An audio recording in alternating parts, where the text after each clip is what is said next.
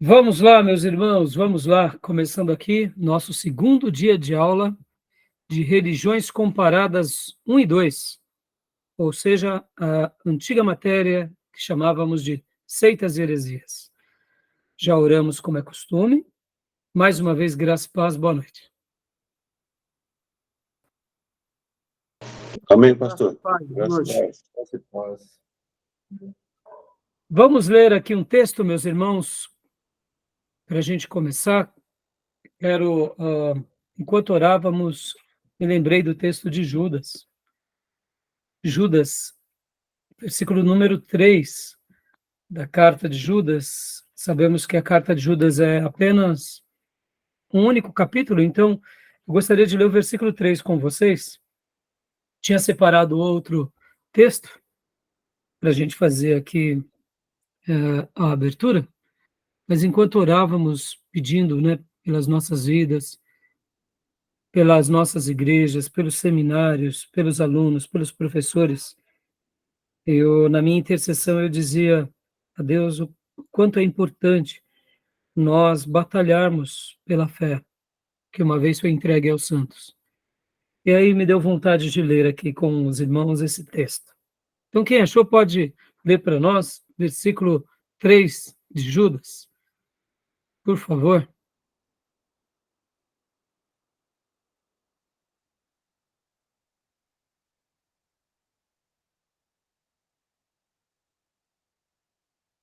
Verso 9, pastor? Verso 3. Verso 3, desculpa. Amados, quando empregava toda a diligência em escrever-vos acerca da nossa comum salvação, foi que me senti obrigado a corresponder-me convosco, exortando-vos a batalhardes diligentemente pela fé, que uma vez por todas foi entregue aos santos. Amém. O escritor de Judas, o meio-irmão de Jesus, ele estava escrevendo, e a sua carta inicial e o seu tema inicial era sobre, de fato, a salvação. Ele estava querendo tratar de um assunto e, de repente, ele se sentiu impelido pelo Espírito Santo de mudar a temática, e não só mudou a temática, mas nasce da pena de Judas, essa obra-prima, que são apenas 25 versículos, e que realmente é uma carta maravilhosa. E ele muda a temática, e qual é a temática? Ele sai da doutrina da soteriologia, que é os assuntos e temas sobre a salvação, uma matéria mais voltada às redenções, e ele vai para outra temática, que é a questão do corpo de doutrina. Ou seja, ele vai agora para um outro tema. Ele sai dos assuntos da salvação e agora ele vai para a doutrina, em especial, como ele chama aqui, exortando-vos a batalhardes, diligentemente, pela fé que uma vez por todas foi entregue aos santos. Aqui, quando ele fala fé, ele está se referindo não simplesmente à fé como dom ou à fé salvadora, mas à fé como corpo de doutrina, como escritura. Ele, de fato, sai da doutrina da soteriologia, da salvação, e ele vai agora para a bibliologia. Ele fala, não, eu preciso falar para os irmãos, vamos batalhar. Nós estamos correndo risco. Temos homens pervertidos, temos pessoas dissimuladoras, temos uma batalha, e essa batalha não está sendo apenas contra a nossa vida, mas está sendo contra a doutrina. Logo, eu preciso falar com vocês sobre isso, e aí nasce essa obra-prima. Tá bom, meus irmãos? E quando nós falamos sobre seitas e heresias, ou quando nós falamos sobre religiões comparadas, não tem como nós não lembrarmos disso. A gente acaba falando um pouco sobre essa questão das seitas, das heresias, mas o foco principal é o quê? É o perigo que corre a sã doutrina.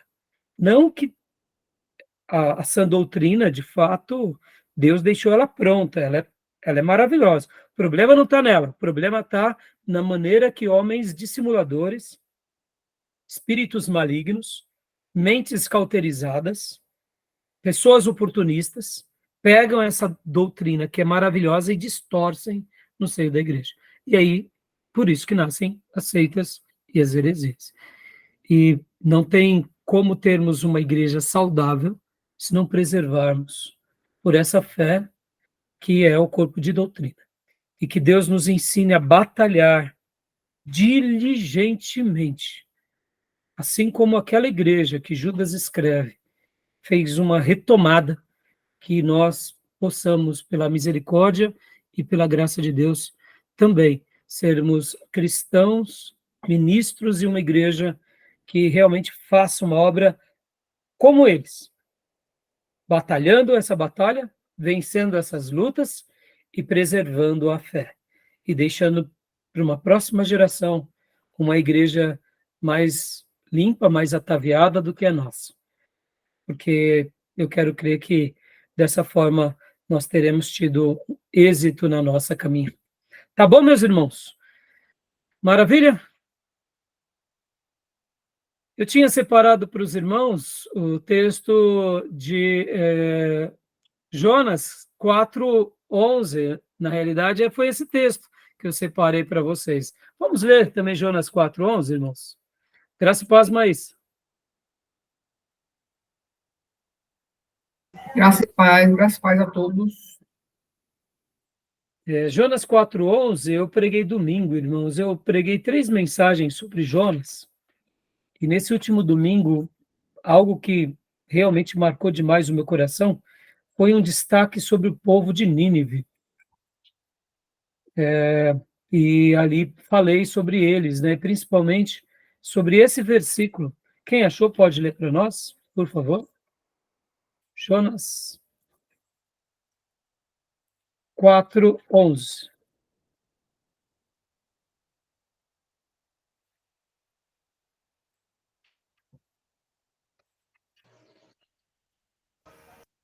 E não hei de eu ter compaixão da grande cidade de Nínive, em que há mais de 120.000 pessoas que não sabem discernir entre a mão direita e a mão esquerda, e também muitos animais? Eu tinha separado inicialmente esse texto, porque aqui Deus estava falando para Jonas que ele estava com dó da plantinha, mas ele não estava com compaixão, não estava tendo compaixão dos ninivitas que ele tinha acabado de salvar.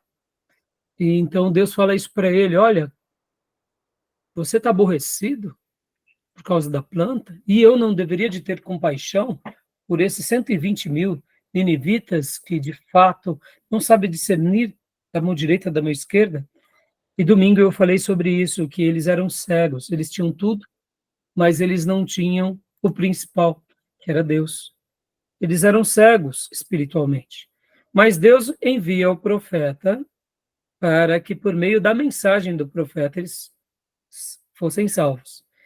E também trabalhei um segundo ponto na minha mensagem de domingo, mostrando o seguinte, que de uma certa forma, nós, povo de Deus, tem horas que acabamos também sendo um pouco cegos. Porque Jonas não quis ir pregar para eles, não deixou de ser uma meia cegueira. Tem vezes que a igreja ela se vangloria de estar sendo a noiva de Jesus na terra e faz tantas atrocidades. Nós, como crentes, em nome do nosso cristianismo, fazemos tantas loucuras. E na minha conclusão, eu fiz uma oração por todos aqueles que estão grandemente cegos, como são os ninivitas, e depois por nós, para que Deus nos cure de toda cegueira que possa existir sobre nós. Porque se não é Deus tendo misericórdia da nossa vida, a gente não consegue acertar o alvo. Não é verdade, meus irmãos? Tá bom? Então, deixa essa breve meditação aos meus irmãos. Amém, meus irmãos? Boa noite, irmã Cleusa. Paz, filha.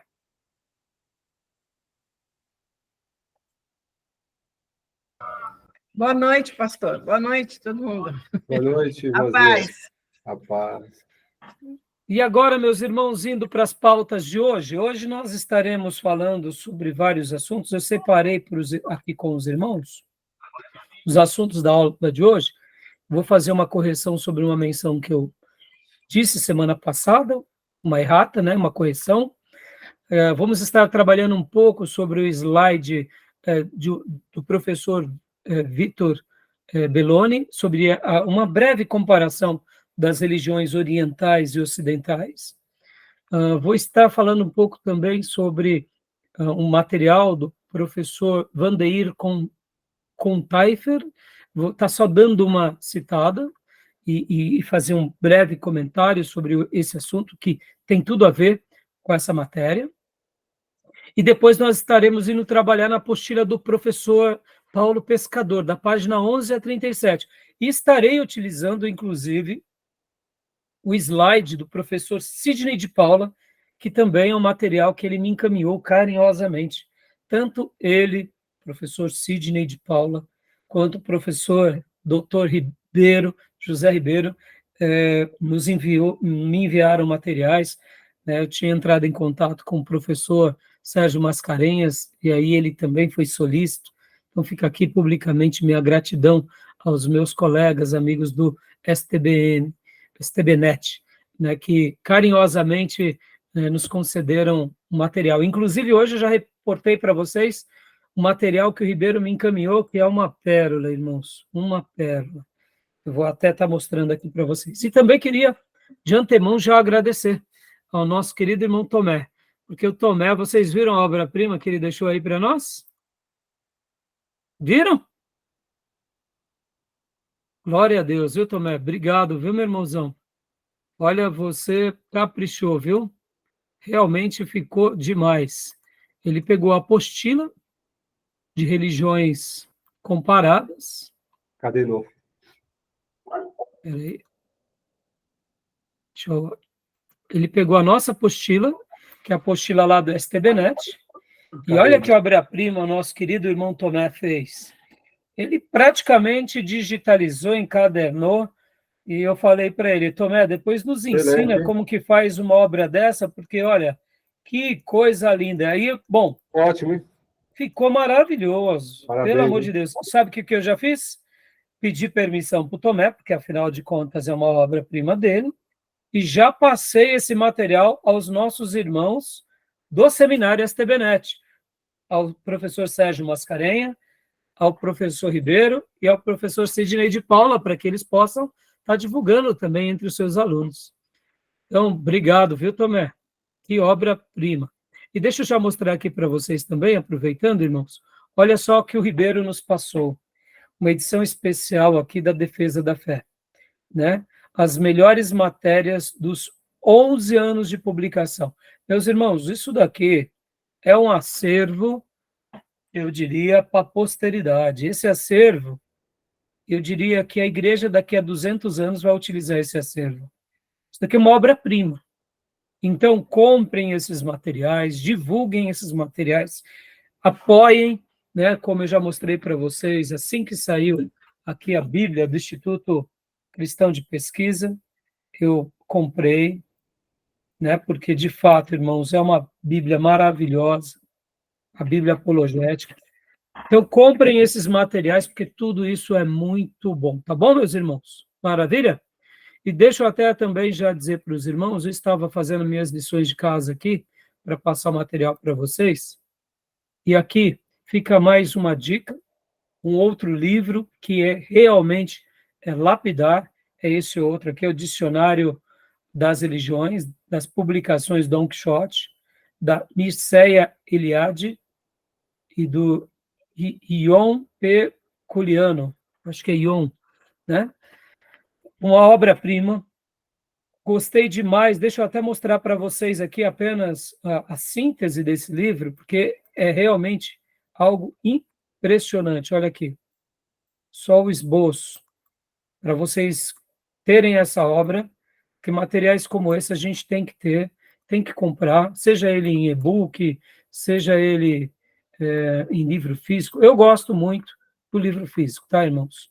Aqui, ó. O que me impressionou nessa obra é isso. a religião como sistema. E ele vai vir aqui a primeira parte, as religiões.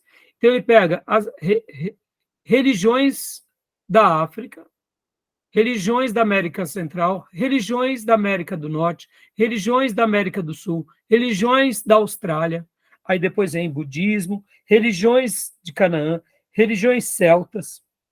Meus irmãos, ele foi trazendo por blocos, por nações, por épocas. Então, é maravilhosa essa obra, tá bom? Fica aqui essa obra, porque, olha lá, religiões da Mesopotâmia, religiões dos mistérios, é maravilhoso, maravilhoso.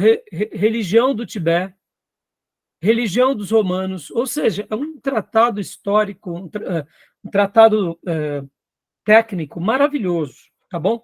Como eu disse, nós temos muitas coisas para a gente trabalhar aqui em classe, então não vai dar para a gente trabalhar em tudo, tá bom?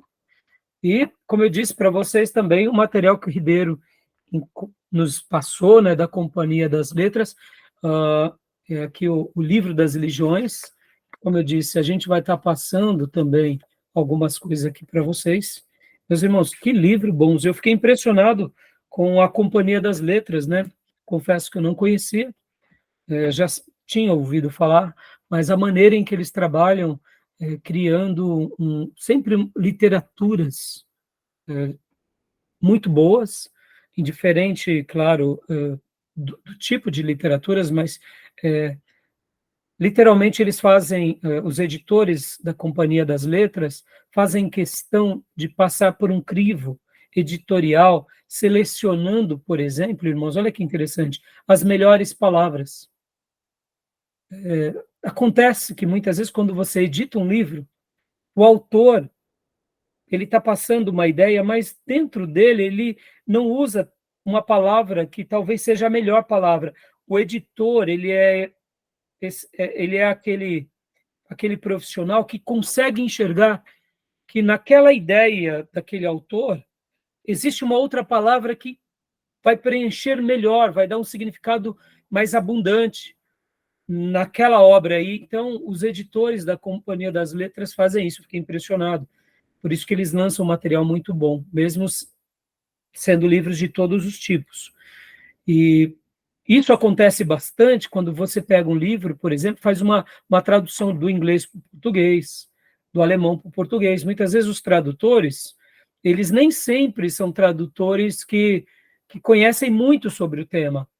Então, algumas palavras são melhores do que outras. Então, eu fiquei impressionado com esse material da Companhia das Letras. Tá bom, meus irmãos? A gente vai estar trabalhando sobre outras coisas. Então, hoje, a gente vai estar trabalhando sobre isso, tá bom? Gil, graças a paz, Gil. Como vai, meu irmãozão? Graças a paz, pastor. Graças a paz a todos. Boa noite. Vamos lá, então. Meus irmãos, voltando aqui sobre o que eu falei há pouco, sobre uma errata, que eu disse há pouco que eu queria fazer com vocês. Eu tinha dito para vocês, na primeira aula, que a palavra religião só tinha em Tiago 1,26, e na realidade, ao estudar aqui o material do professor Pescador, ele menciona que não, que de fato existem outras palavras também, que outros textos que também tratam de religião ou remetem à ideia de religião. E aí eu queria fazer essa correção da última aula, tá bom? Atos 26:5, Colossenses 2:18 e Atos também 25:19, tá bom?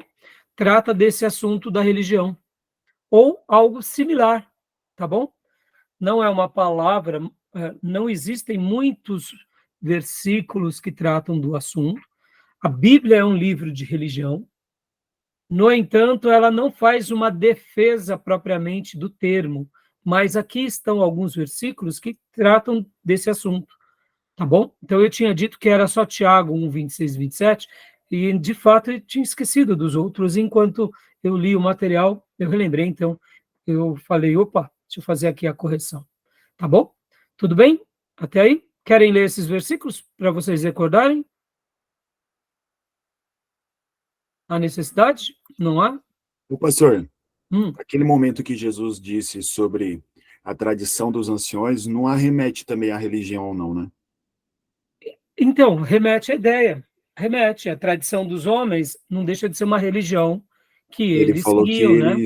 eles transgrediam, né, o Isso, mandamento de Deus por conta da tradição deles.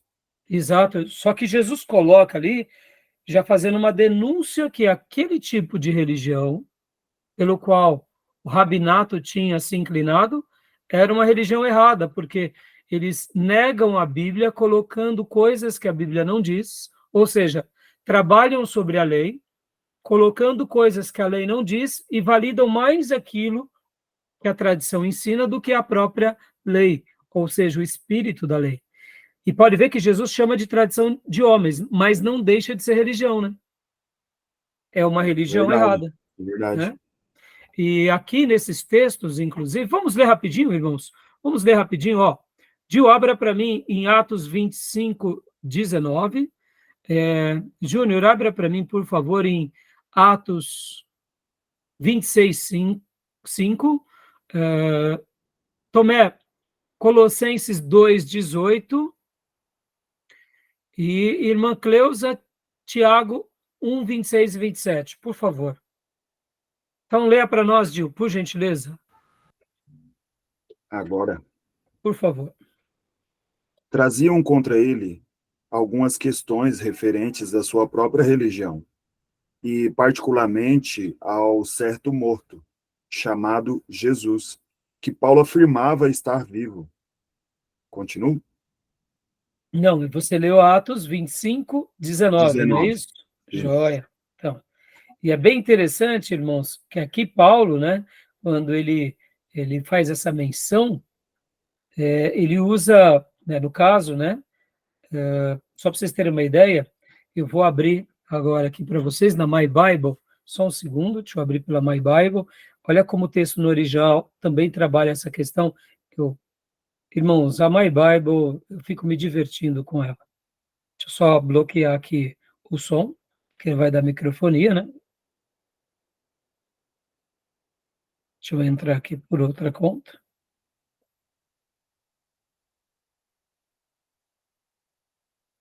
Olha só que interessante, meus irmãos. Deixa eu compartilhar aqui com vocês. Olha só.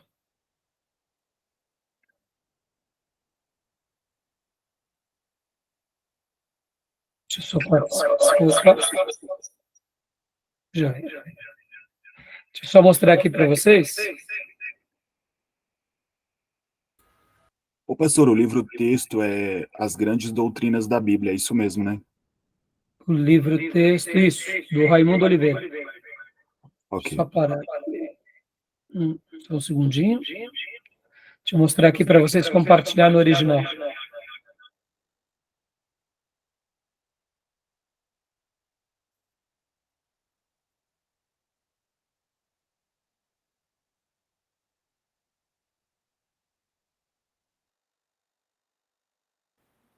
Graças a Deus, pastor Johnny.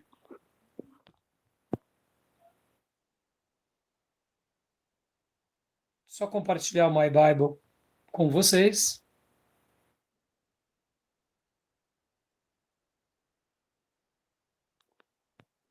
Olha que interessante, irmãos. O texto de Atos. O mesmo versículo que o nosso querido irmão Gil. Opa.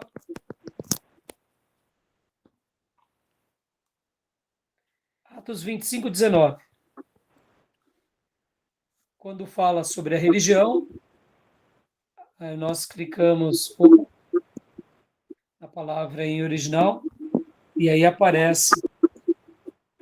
Olha que interessante. Pastor, Pois não. o seu vídeo está duplicado. Ah, sim, de propósito. Porque eu estou publicando aqui a My Bible. Joia. Vamos agora, então, para o segundo versículo que eu pedi para ler, que fala sobre religião. Tinha pedido para o Júnior, não foi, Júnior?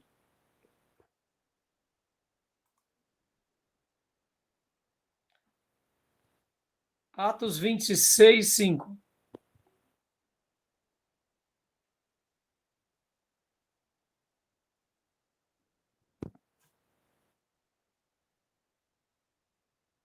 Está bloqueado o seu microfone.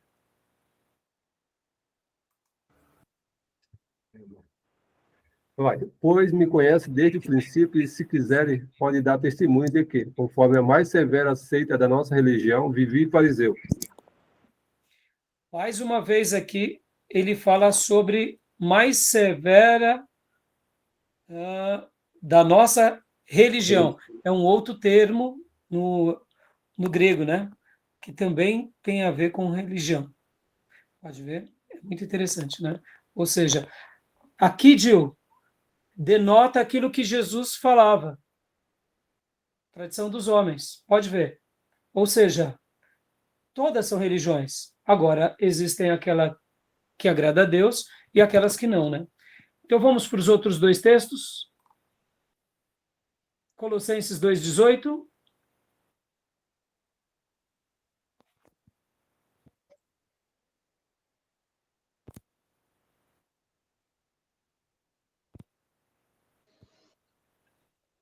Ninguém se faça árbitro contra vós, ninguém se faça árbitro contra vós outros, detestando humildade e culto dos anjos, baseando-se em visões, infatuado sem motivo algum na sua mente carnal.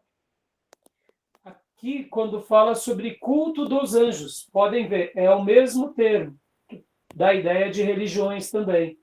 Então, seria uma outra palavra, que é a mesma palavra que a gente acabou de ver há pouco no grego, que seria também uma tradução possível para religião. Tá bom? E o último texto, leia para nós, irmã Cleusa, Tiago 1, 26 e 27, que foi o texto que eu mencionei semana passada. Se alguém entre vós cuida ser religioso e não refreia a sua língua, antes engana o seu coração.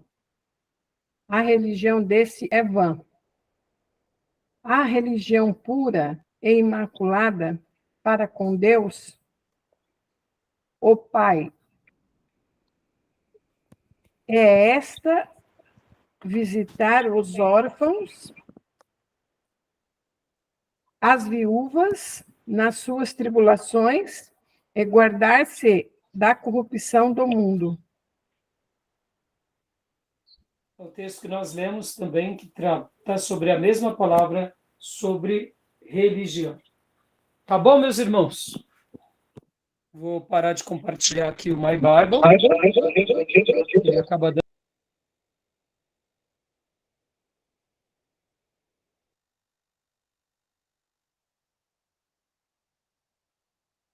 Tá mudo o seu microfone, pastor.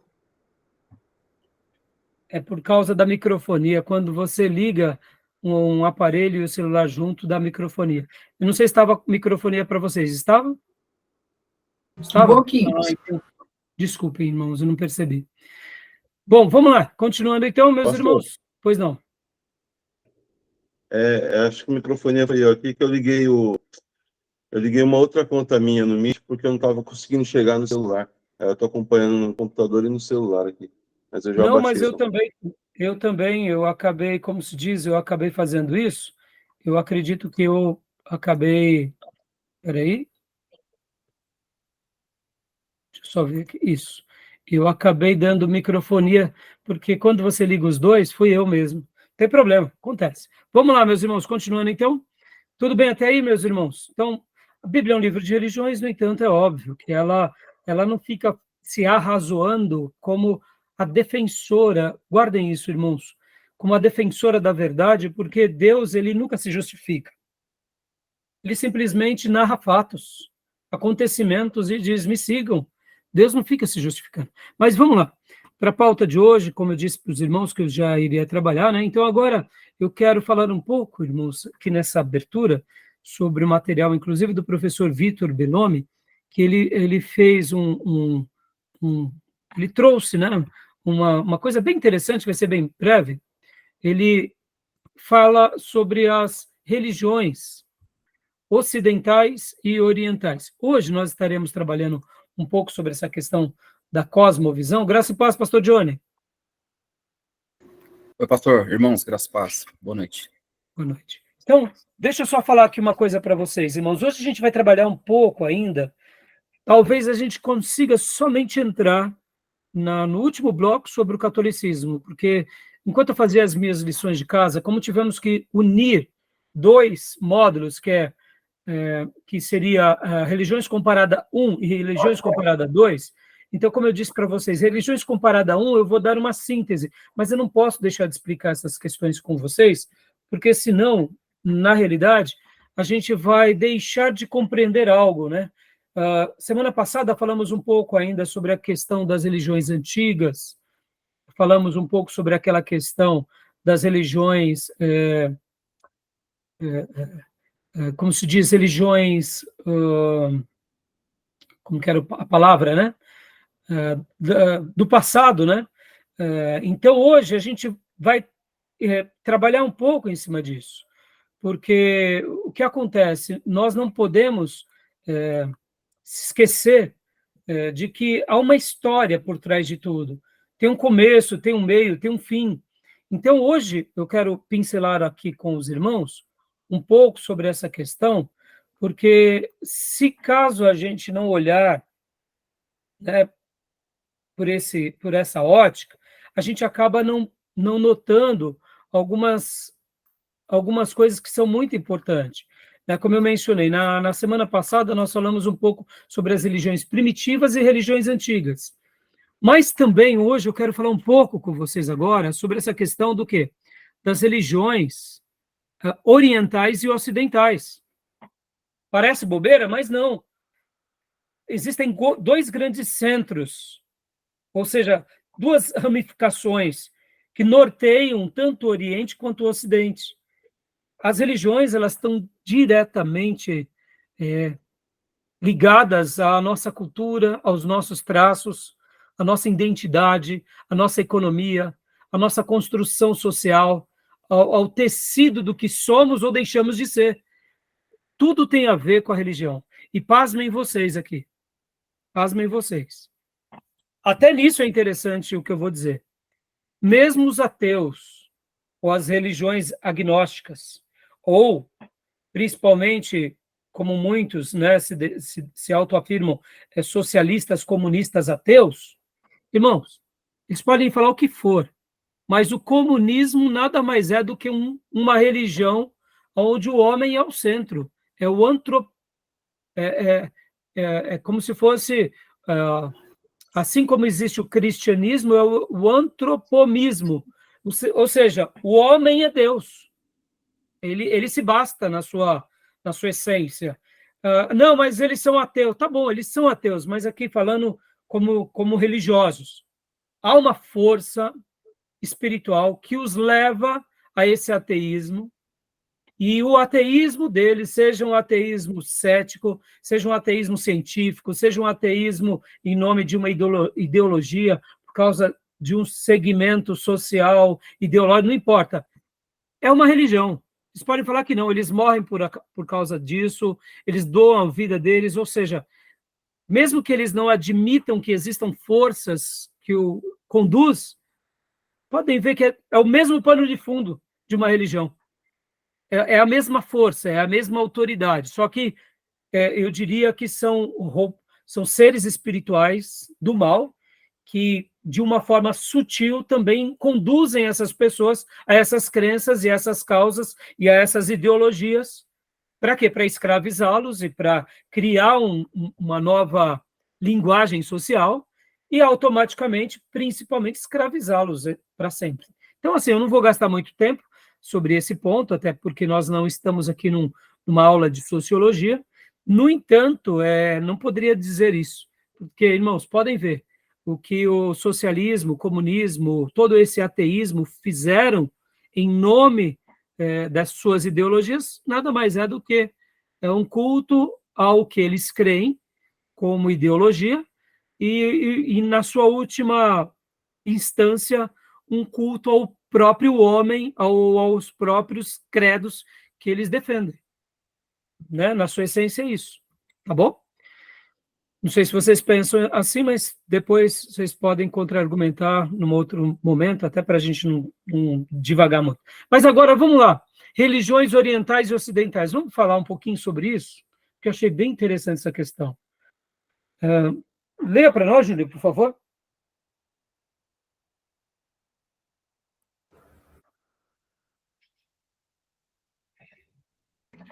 Classificação. Isso. Considera-se ocidentais o judaísmo, o islã e o cristianismo, enquanto as principais religiões orientais são o hinduísmo, o budismo e o taoísmo. Eu sei que é estranho, né, quando ouvimos essa definição, né, que consideram-se ocidentais o judaísmo, o islã e o cristianismo, enquanto essas outras seriam orientais, o hinduísmo, o budismo e o taoísmo. É claro que há os seus desdobramentos, né? O judaísmo tem a ver com o lado ocidental, mas também tem a ver com o lado oriental, assim como o islã também, né? Então, a gente já comenta mais um pouco sobre esse assunto, tá bom? Continuando aqui, por gentileza, pode ler, Júnior, para nós. Visão da história. Aqui, esse lado esquerdo de vocês, eu sei que está assim, ponto a ponto, mas seria uma frase só, com a maneira que o professor Vitor colocou. Pode ler para nós.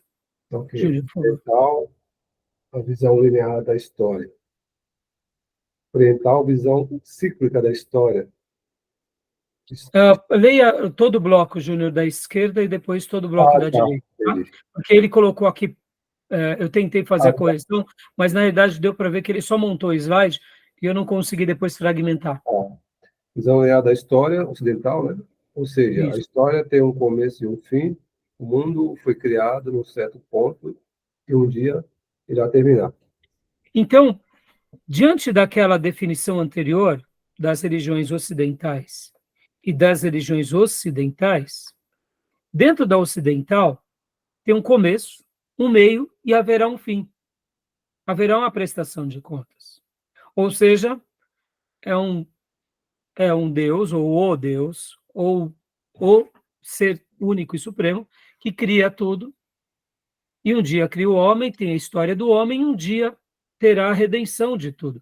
Indiferente dos desdobramentos de cada uma dessas religiões, é assim que nós vemos, por exemplo, o Alcorão, o judaísmo e o cristianismo.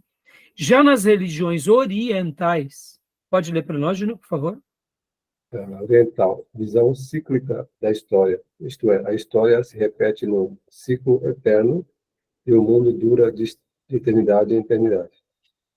Vocês conseguem enxergar, por exemplo, olha que interessante, irmãos, o hinduísmo, o budismo e tantas outras religiões orientais, como há pouco a gente viu aqui, o taoísmo, eles têm essa característica. Podem ver que a ideia do espiritismo está aqui, que você reencarna, que você evolui.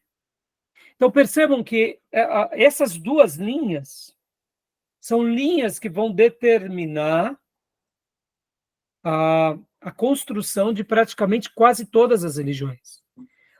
Eu sei que, num primeiro momento, é até estranho, mas o próprio Islã, o próprio Alcorão, o próprio islamismo, ele também tem essa característica, ou seja, existem pontos de contato, até porque nós sabemos que o Islã ele se deriva do cristianismo e do judaísmo, logo, os pontos de contato são mais próximos do que, por exemplo, o budismo.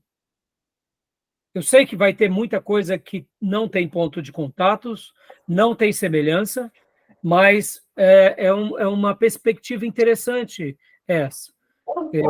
Quando a gente olha esses dois blocos e consegue, de todas as religiões, se derivar dessas duas segmentações, a gente consegue ter uma visão um pouco mais abrangente das religiões. Todas as religiões espíritas, sejam elas umbandas, de segmentos afros, elas também têm uma característica oriental. Por quê? Porque você reencarna, você evolui, ou seja, é como se fosse uma criação que vai sendo repetida, um ciclo quase que eterno. Entenderam? Tudo bem até aí? Querem fazer algum comentário, alguma dúvida? Pastor, Tudo... eu só não entendi por que essas religiões são consideradas ocidental direito. Porque Então, elas estão do Oriente ali, né? então, elas estão no Oriente, né? Elas estão no Oriente. Por isso que eu disse para vocês que elas são consideradas aí, Tomé, realmente, os motivos, assim, eu acabo não sabendo te explicar com exatidão. Eu deduzo, tá, Tomé? Eu deduzo porque foi, vamos dizer assim, porque mesmo Israel, né? Vamos pegar aqui, vamos dizer assim, Israel estando lá no Oriente, porque a gente está aqui do outro lado do globo, né? Estamos aqui do outro lado do globo. Mas eu quero acreditar que essa convenção se dá pelo fato dos impérios antigos. Por exemplo, o judaísmo, ele acaba tendo, né? Ele acaba ficando ali praticamente... Vamos pegar aqui um exemplo. Deixa eu tentar replicar para vocês aqui o mapa, que vai ficar, eu acho que um pouco mais claro. Deixa eu pegar aqui o mapa de geografia, só um segundo. Quer ver? Vou explicar, eu acho que vai ser interessante isso, Tomé. Olha só, os mapas aqui, quer ver? Deixa eu pegar o mapa aqui, que vai talvez traduzir um pouco melhor essa questão. Deixa eu abrir aqui, esse mapa. Deixa eu pegar esse mapa aqui.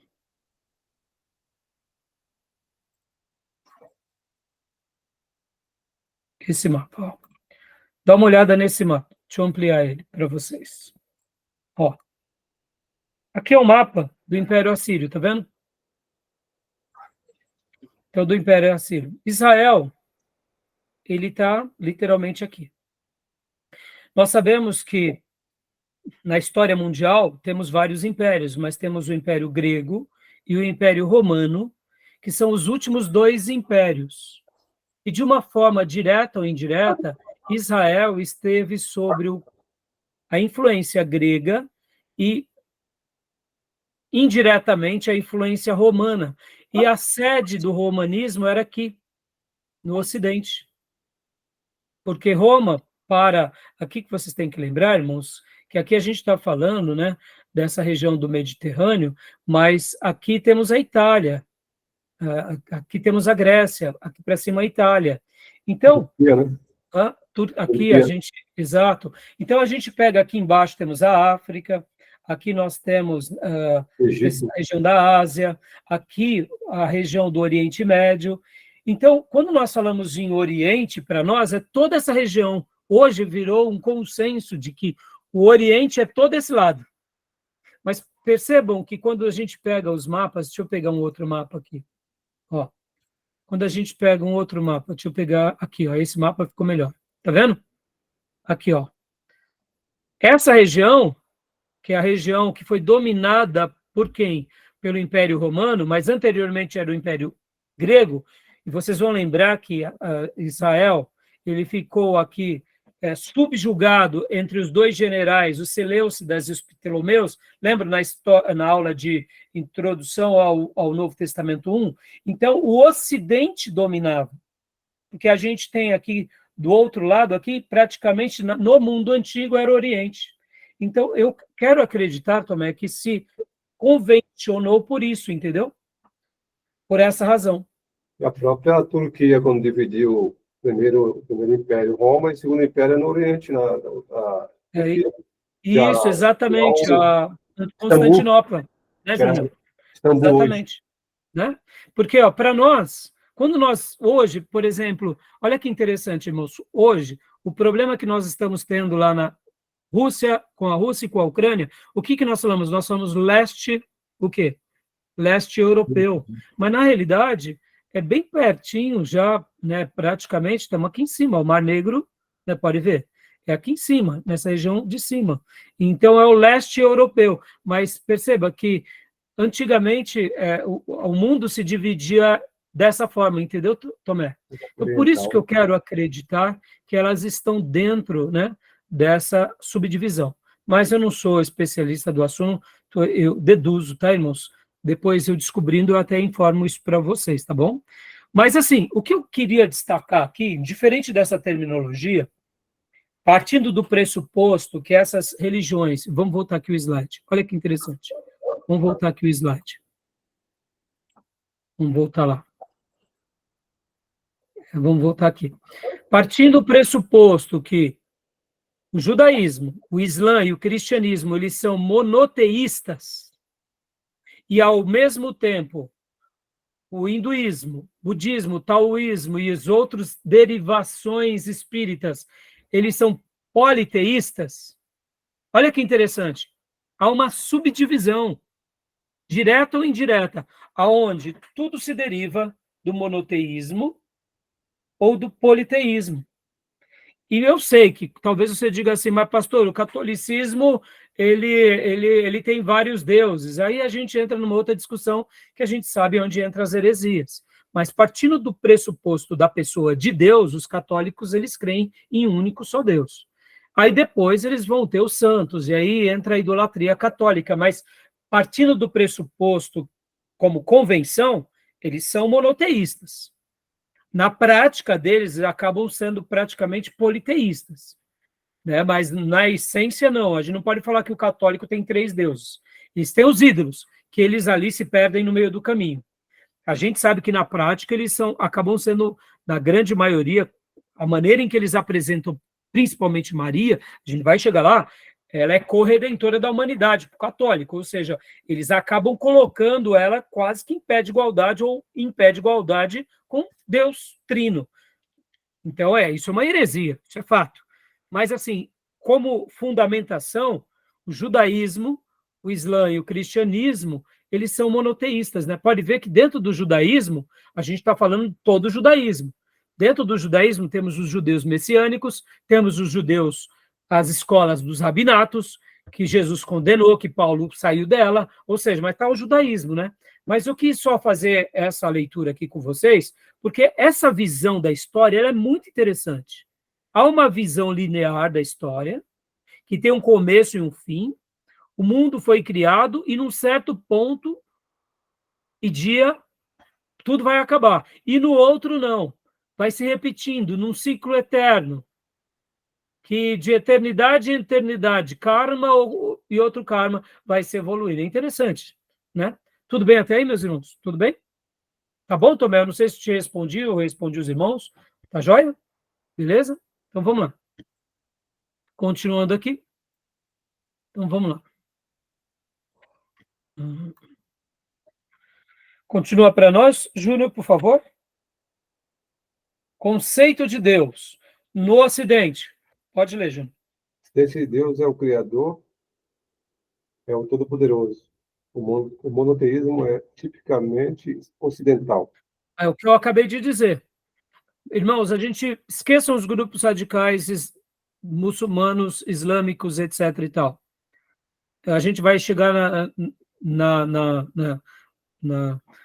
quando formos estudar sobre os muçulmanos, o Islã, a gente vai ver. Mas eles têm Alá como criador de todas as coisas. Isso é interessante. Catolicismo, a mesma coisa, o judaísmo, a mesma coisa. Então, o monoteísmo é a base. E aqui é um ponto de contato muito bom para nós. Querendo ou não, é um ponto de contato. Já no Oriente, aí tudo muda, né? Pode ler, Júnior, por favor. O divino está presente em tudo, ele se manifesta em politeísmo ou como uma de muitas divindades, força impessoal que permeia tudo e a todos. Panteísmo. Pois é, pode ver que aqui ele coloca entre essas chaves aqui o politeísmo e o panteísmo. Interessante. Aqui vai ser bem interessante, porque você pode ver que, querendo ou não, todas essas religiões que têm karma, que têm reencarnação, que evolui, de filosofias orientais, o divino está em tudo. Pode ver que dentro do budismo, seja ele indiano ou mesmo japonês, eles têm dentro deles aquela característica do quê? De que nós somos deuses. Deus está em nós. Pode ver que, por exemplo, o povo do Oriente, eles têm uma característica de serem até um pouco soberbos sobre essa questão, porque eles acreditam de fato nisso, que eles são deuses. Então é bem interessante, né? Tá bom? Continuando. Júnior, noção de humanidade, por favor, Júnior.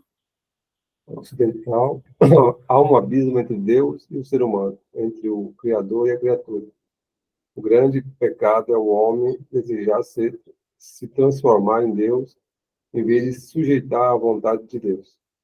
Mas há um abismo, há uma separação. E aqui na visão oriental, Então, o homem pode se alcançar a união com o divino, pode alcançar a união com o divino, mediante a iluminação súbita e o conhecimento. olha aqui o gnosticismo também, querendo ou não, né? Percebam, irmãos, claro que essas linhas, elas vão estar, muitas vezes, também, essas ideias entranhadas em muitas religiões, sejam elas... Processo evolutivo, né? Processo evolutivo. Eu lembro do budismo, do Nirvana, que eles falam, que é um processo, né? Exato. É chegar à luz.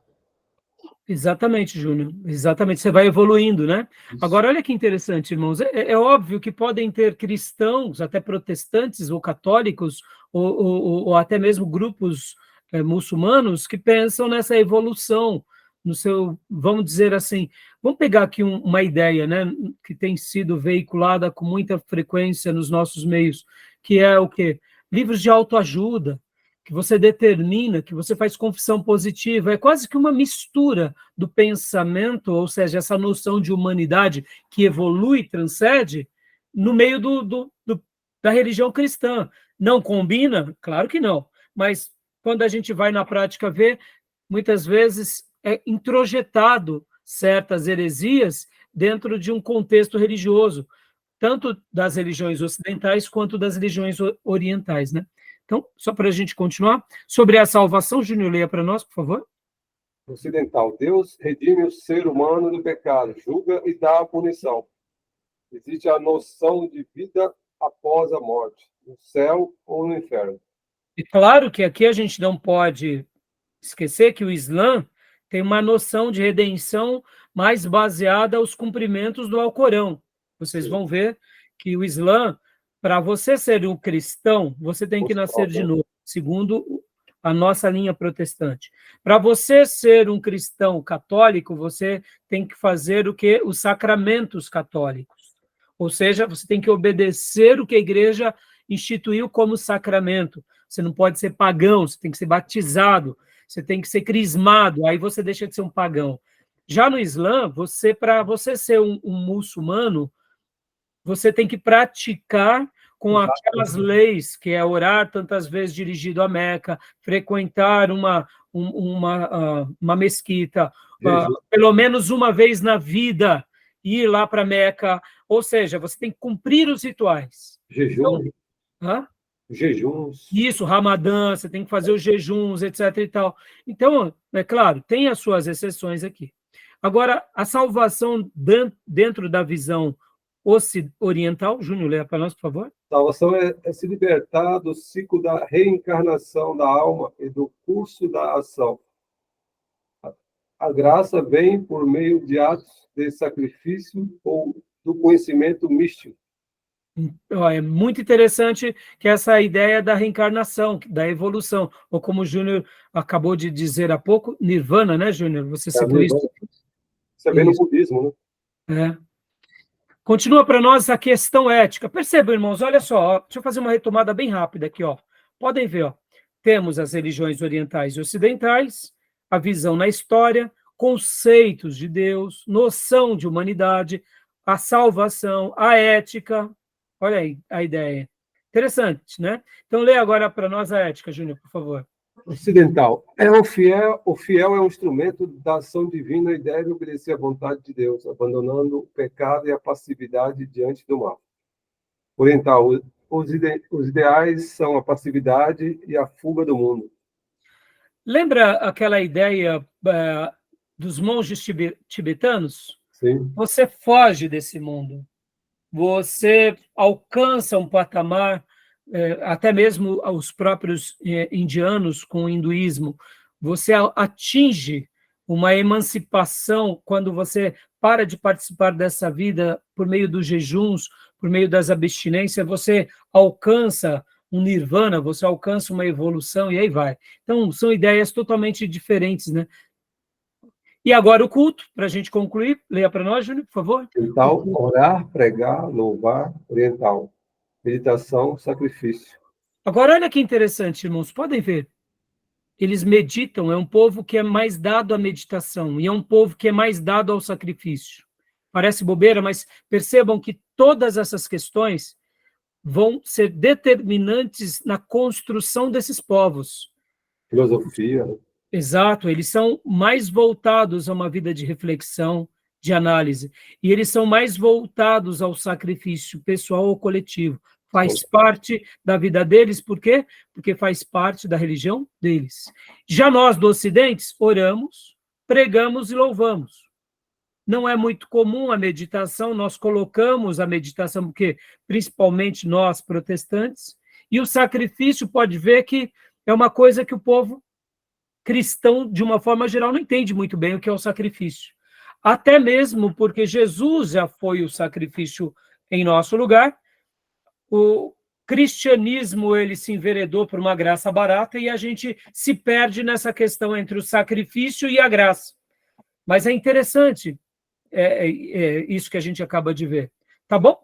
Tudo bem até aí, meus irmãos? Alguma dúvida? Não. Tranquilo? Tranquilo. Tá? Então, alguma pergunta, meus irmãos? Tranquilo. Nenhuma dúvida? Mas por que eu quis trazer aqui esse slide do professor Vitor? Eu achei muito interessante, irmãos, porque é importante a gente ter essa visão holística, essa visão plena. Agora, no segundo bloco, que a gente vai parar agora essa gravação e vamos para o nosso segundo bloco, eu quero falar um pouco também do material do professor Paulo Pescador e também do professor... É Zen, né? Como? Zen. Não entendi. Zen O que seria Zen? é uma filosofia budista. Essas... Ah, sim, sim, sim. E quero também trabalhar um pouco em cima dos slides do professor Sidney de Paula, falando um pouco sobre cosmovisão. Fiz questão de trabalhar agora nesse slide, porque eu achei ele muito importante, irmãos. Porque no primeiro dia de aula, na semana passada, eu falei com os irmãos sobre essa matéria. Essa matéria, ela é uma matéria que ela não é só catedrática. Ela é catedrática, mas ela é espiritual. Ela é uma matéria de embate. Ela é uma matéria, como lemos aqui no início dessa aula, versículo 3 de Judas, onde Deus nos chama a batalhar pela fé diligentemente, que uma vez foi entregue aos santos. Ou seja, é uma maneira de nós nos prepararmos ao embate espiritual, conosco mesmo, servindo a Deus com a nossa consciência. Depois, é uma maneira de sabermos que há um embate das trevas contra a igreja do Deus vivo e principalmente contra a palavra de Deus. E é um embate na história da humanidade, porque nós vemos que as religiões elas acabam sendo um motor que realmente mobiliza nações e povos e gerações. E a gente não pode desconsiderar isso. Então, ao estudarmos essa matéria, como eu mencionei na primeira aula da semana passada, a gente também tem que se colocar debaixo das asas inquebráveis de Deus, no esconderijo do Altíssimo, na sombra do Onipotente, e dizer, Senhor, me dá graça. Porque a gente está entrando agora numa área espiritual muito complexa. E nós precisamos dar resposta da nossa fé a todo aquele que nos perguntar e dar uma resposta da nossa fé à nossa igreja, à nossa família, à nossa sociedade, e jamais se perder nessa caminhada. Por quê? Porque somos seres religiosos. E a religião está no gênero humano.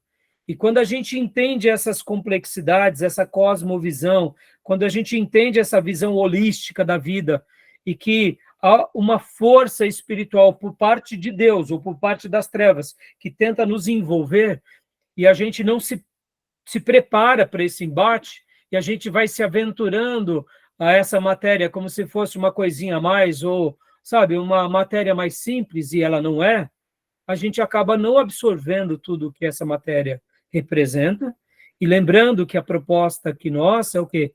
É nos prepararmos para servir a nossa igreja local.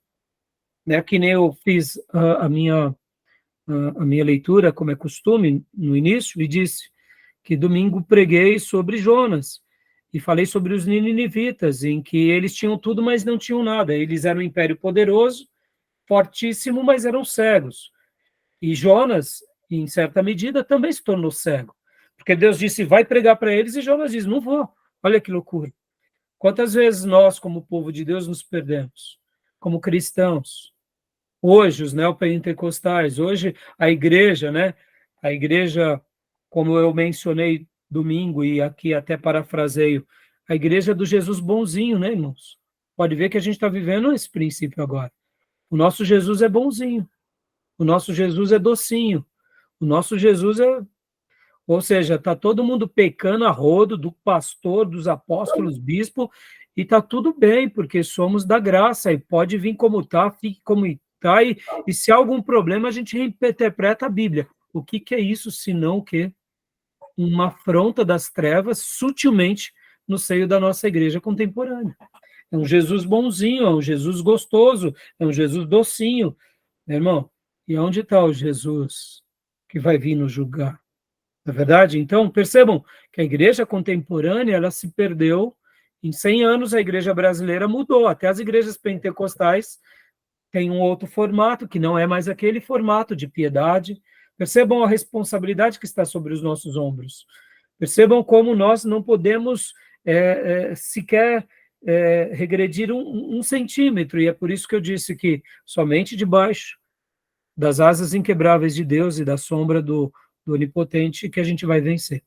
Tá bom, meus irmãos? Então, essa matéria ela é muito desafiadora. Ao mesmo tempo, a gente vai estudar, a gente vai olhar com humildade, com compaixão, mas a gente não pode, em nome da nossa compaixão, ser frouxo. Tá bom? Beleza, meus irmãos? Alguma pergunta? Alguma fala? Não é um Jesus docinho mesmo? Que a gente tá vivendo? Evangelho água com Jesus açúcar. docinho? Hã? Evangelho água com açúcar. O evangelho água com açúcar, é um cristianismo sem cruz, como eu mencionei domingo. É. O quando tem Cristo, tem os seus penduricalhos, né? É. Tem o Cristo, tem o sabonete ungido, tem a rosa, tem a bênção, vai que Deus é contigo, meu filho, tem as profetadas. Percebam, irmãos, até mesmo o movimento pentecostal e avivado, as profecias e profetadas virou uma pouca vergonha, né? Dá até vergonha. Quando alguém fala uma profecia, você já olha assim, você já acha que tudo é falso profeta. A gente já duvida, já de cara. Eu, pelo menos, sou assim. Por quê? Porque é só coisa boa. Parece aqueles falsos profetas do passado, dos dias de Micaías, que ia falar com Acabe, né? Então, assim, é muito sério o momento que a gente vive. Né? Tá bom? Beleza, meus irmãos? Vamos dar a nossa pausa? Ok. Ok? Então tá joia. Então, vou dar a pausa aqui à gravação e a gente volta no próximo bloco.